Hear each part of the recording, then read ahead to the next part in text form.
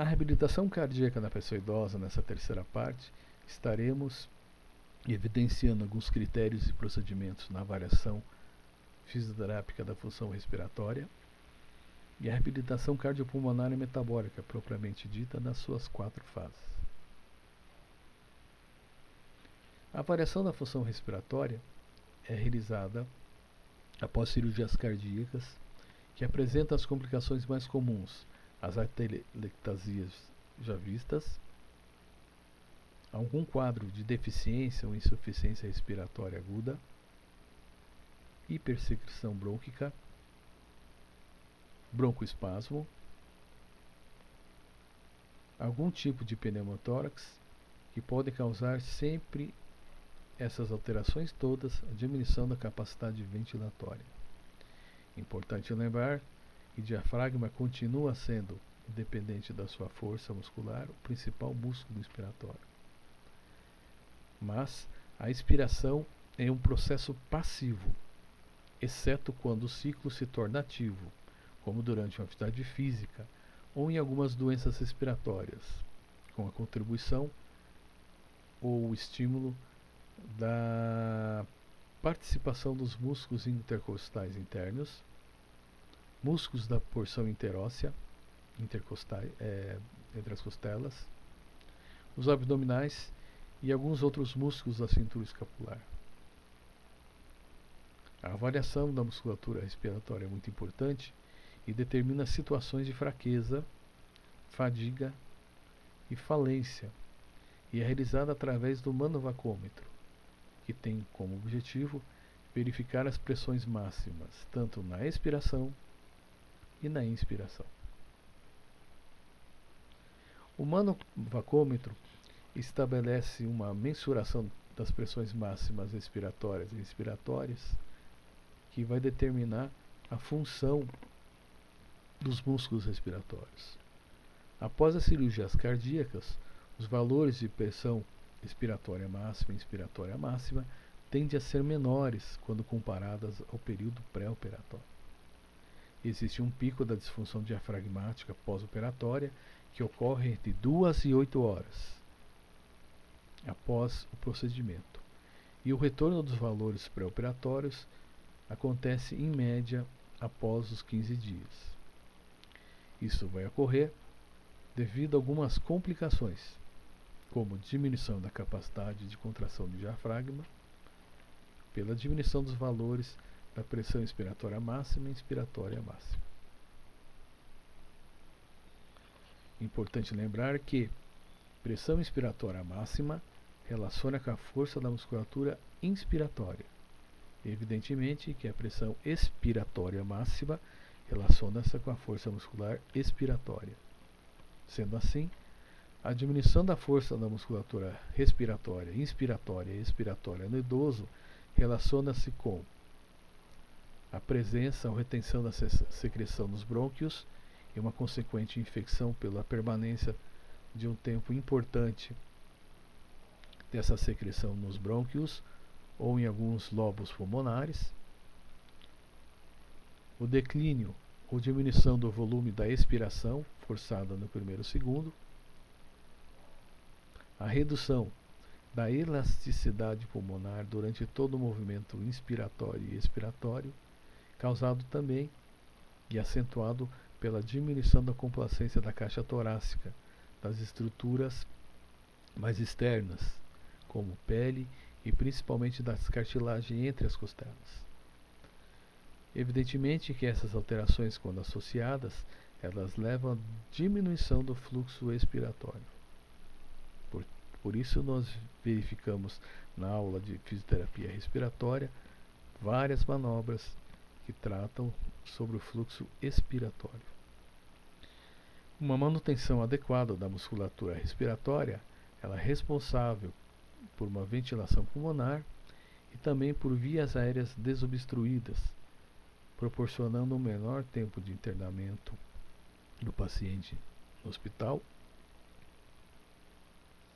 e também uma melhor condição do seu estado de saúde geral.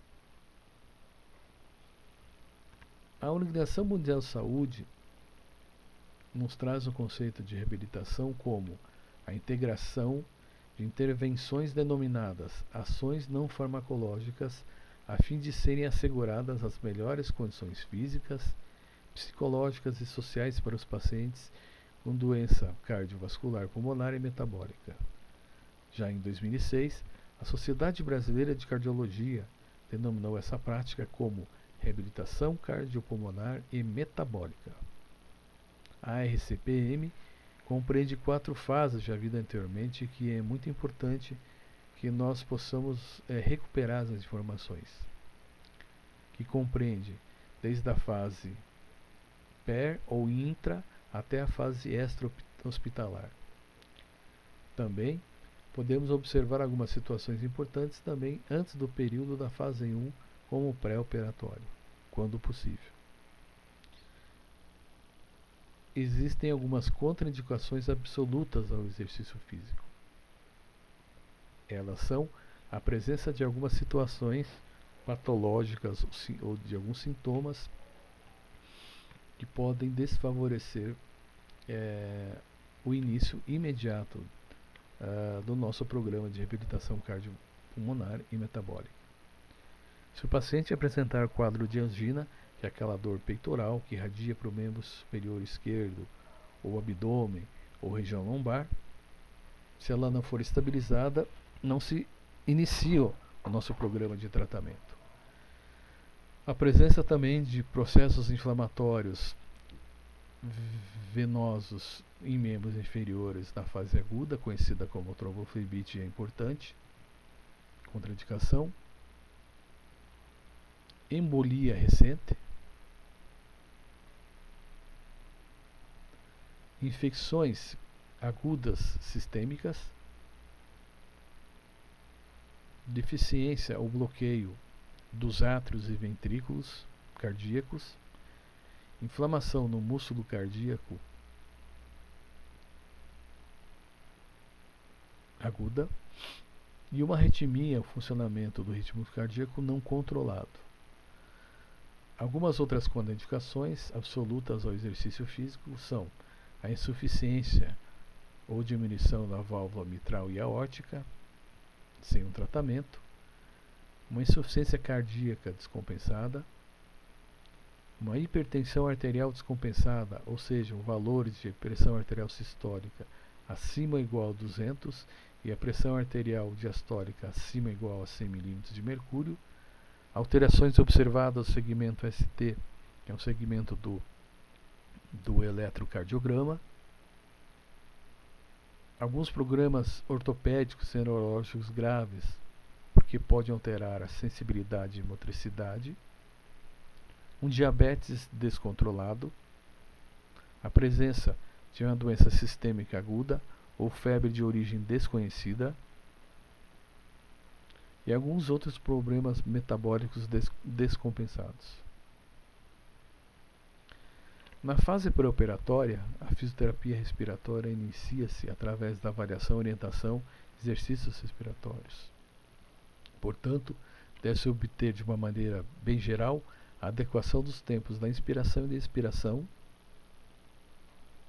a profundidade respiratória, ou seja, que os volumes finais inspiratórios e expiratórios sejam realizados a contento, a utilização de um padrão respiratório mais adequado, aonde o mais adequado seria a utilização da musculatura diafragmática, mas se tivermos o treinamento na região torácica baixa diafragmática, ela é importante. E sendo assim também o trabalho educativo de ensinar o paciente como utilizar a musculatura ventilatória e perceber qual o padrão respiratório que ele faz uso e a melhora do padrão respiratório.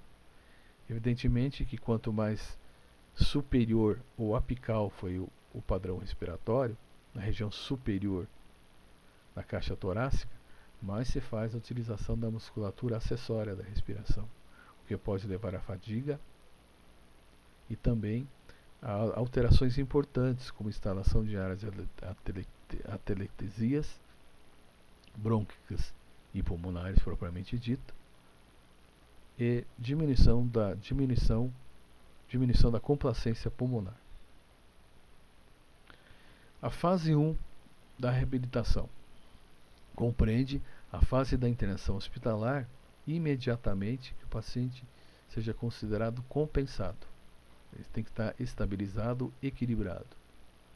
Inclui pacientes submetidos à intervenção coronariana percutânea, como a colocação de um balão no coração, aonde vai promover o aumento do diâmetro da artéria, ou do stent, que são pequenos anéis metálicos que também mantêm o parede do vaso aberto. As cirurgias nas válvulas, cirurgias cardíacas, por patologia congênita. Às vezes nós encontramos uma patologia congênita conhecida como arritmia cardíaca, que pode evoluir ou não para um quadro de arritmia.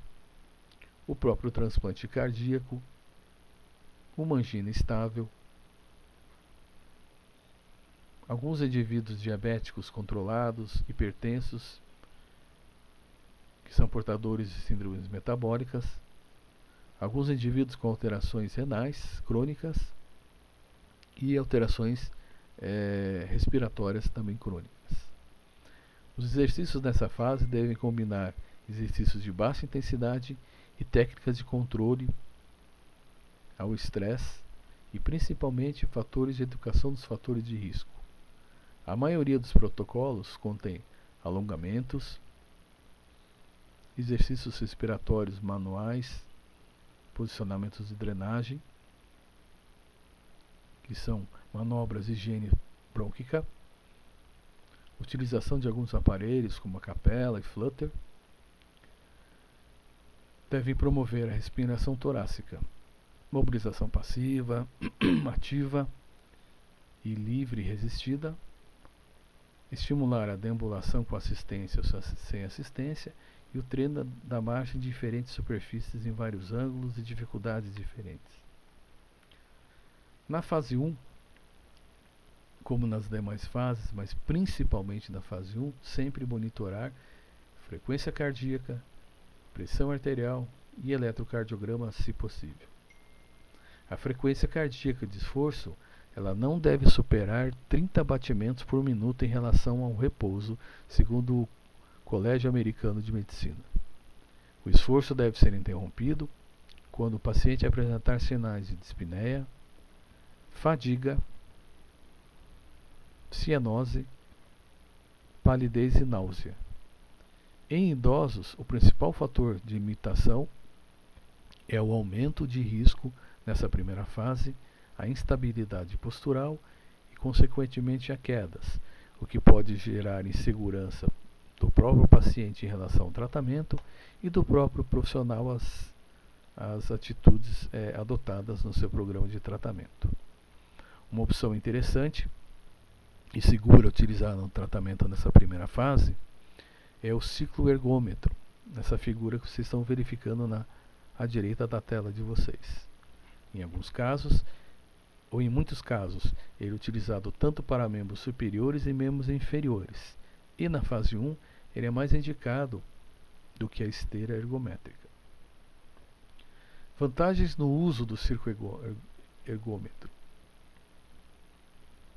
Durante a sua realização, o paciente apresenta-se numa postura com mais segurança. Ele se apresenta sentado, ou deitado e apoiado, prevenindo sempre as quedas. Existe uma facilidade nesse posicionamento em monitorar sinais vitais e básicos, evitando riscos e monitorando valores de pressão arterial e frequência cardíaca. Trata-se de um equipamento portátil, pode ser usado com ou assistência de oxigênio nasal, não impede a utilização do oxigênio, e esse aparelho diminui as negativas ao paciente de atendimento, porque ele vai se sentir mais seguro e muitas vezes ele não precisa ser do quarto e o tratamento é realizado com mais tranquilidade e privacidade. A fase 2 da reabilitação cardiopulmonar e metabólica inicia-se após a alta hospitalar ou após algum evento cardiovascular ou descompensação clínica de origem cardiovascular, pulmonar ou metabólica. Dura em média de 3 a 6 meses, podendo o tempo ser estendido dependendo do quadro do paciente. Ela se processa através de alguns protocolos, que em geral incluem exercícios aeróbicos, como a esteira e a bicicleta ergométrica. Os programas devem ser personalizados, levando em consideração alguns parâmetros como intensidade, duração, frequência e a modalidade ou tipo adequado. Os cuidados, eles não são apenas do profissional da área de fisioterapia, eles devem ser exercidos por toda a equipe interdisciplinar. O principal objetivo, na fase número 2, é o retorno às atividades sociais e laborais e melhores condições físicas e emocionais. A fase 3 da reabilitação cardiopulmonar metabólica, ela atende aos liberados da fase 2, mas pode ser iniciada em qualquer momento da evolução da doença.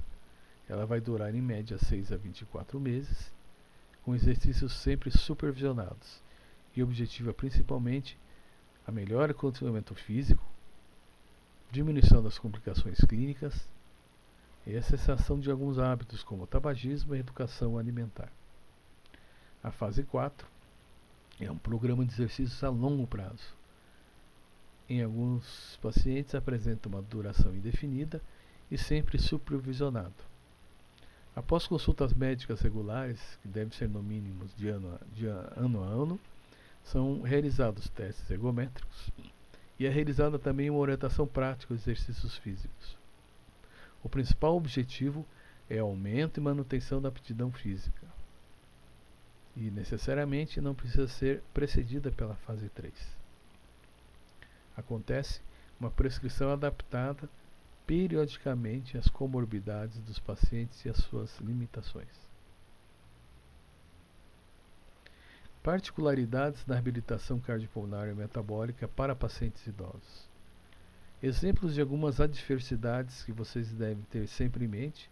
Esse quadro é muito importante, deve ser colocado em destaque. E as principais adversidades encontradas em idosos são a dispneia, estertores de base, que são ruídos principalmente chiados, auscultados durante a parte inspiratória, um quadro de fraqueza profunda e generalizada, alteração mental aguda com confusão, que é um problema muito comum em idosos no período pós-operatório, mudança dos hábitos alimentares, edema pulmonar, insuficiência renal progressiva, agitação e sonolência, mudança na frequência da repetição da atividade e a perda da percepção, que pode diminuir a sensibilidade em relação à dor.